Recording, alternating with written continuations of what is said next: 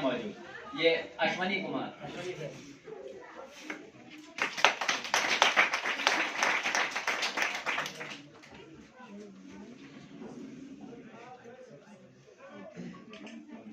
Anil Kumar sir, Anil Kumar sir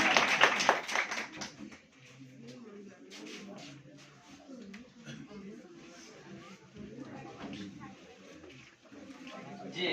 हमारे यहाँ teacher Arshad साहब से गुजारिश है कि वो कुछ हजरात को वो अपने हाथों से सर्टिफिकेट दे दें। रियाज साहब HS बड़बगी, जाहिर मोहम्मद साहब LHS पुरवान, सुभाष चंद्र साहब GUPS ठावा,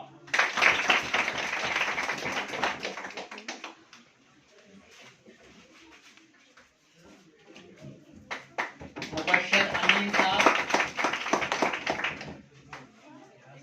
HS बगला,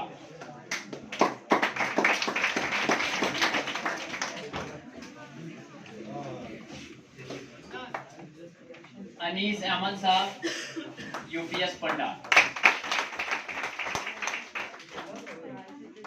रिजवान साहब यहाँ मौजूद नहीं है।